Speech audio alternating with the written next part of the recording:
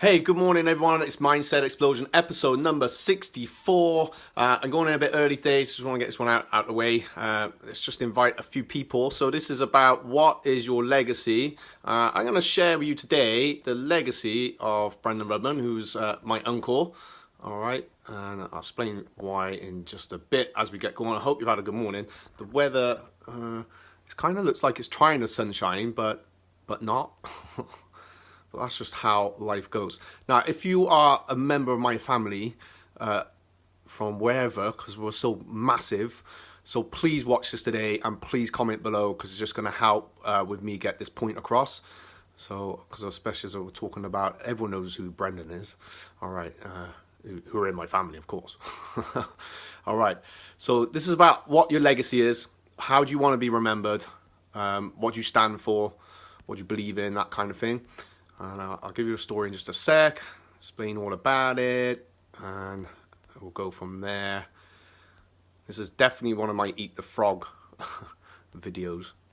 Probably makes sense once I get going. I'm still inviting people on, because I hope this is going to be a good one for everybody. Something to think about, definitely. So no interview today. I'm taking bookings up into like 2 weeks from now, I think. So all good in the hood, as they say in the hood. Okay, that'll do. So sorry there, just thank you for being patient. All right, who we got on? All right, hi Seema, hi Carol, hi Amanda.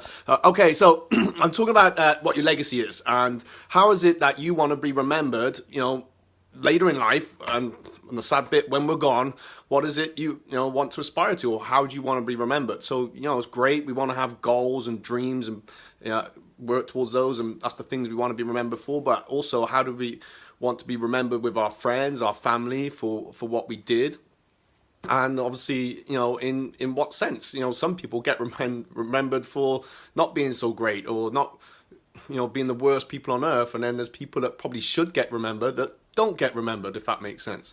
Or sometimes after someone's gone, we find out something that's not, we thought they were a great person and they weren't so great after all. But I'm going to talk to you about this is my Uncle Brendan. So he's my little god, he's my big guardian angel, watches over me. It's actually 15 years today he passed away. But with Brendan, obviously for me, he was an uncle. And it was that uncle you would sit on his knee and play slaps with and tell jokes to. I think I only heard him swear once and it shocked the life out of me. I was about 14 when I was helping him and his rowing team. But Brendan was just loved by so many. And it wasn't just for telling jokes, it was for his warm heart, his kind nature.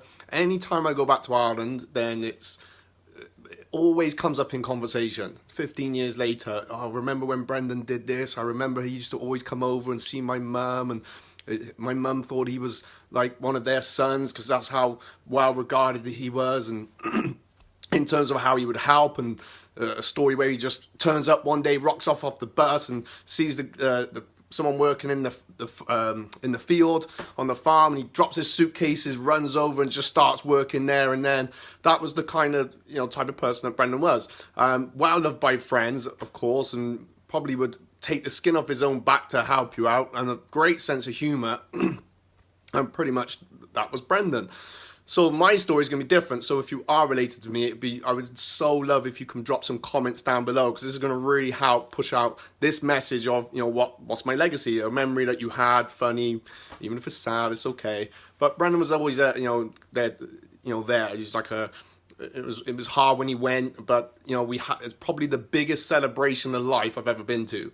Where friends and his best friends, closest friends, met his closest cousins and the rest of the family all come together and having a right old sing-song dancing on tables, but sharing stories and finding out things they didn't realize about Brendan. So it made his legacy just grow on. So it's we got morals, we got principles, and I feel that what is your legacy? What do you want to be remembered for? Having lots of money, if that's what you want, but who's going to be there to at your funeral, kind of thing. It's not a very nice thing to talk about, I know, but what is your legacy? What do you want to be remembered for, as a mum or a brother or a sister, as a husband, as a wife, as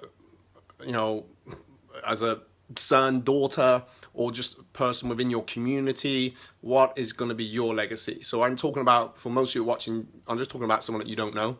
but it's someone that's a part of me. So it's obviously his influence, as well as my mum, my dad, and grandparents, a big influence on me growing up.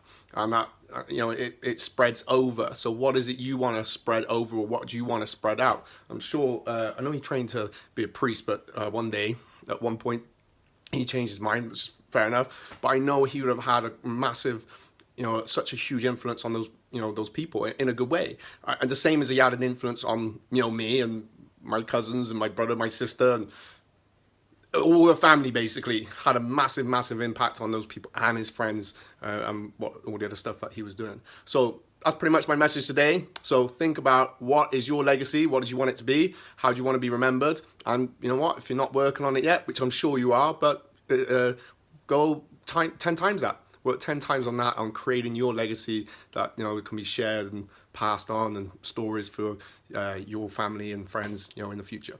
All right, that's it today. Peace. I'll speak to you probably either tomorrow or next week. Bye bye, y'all.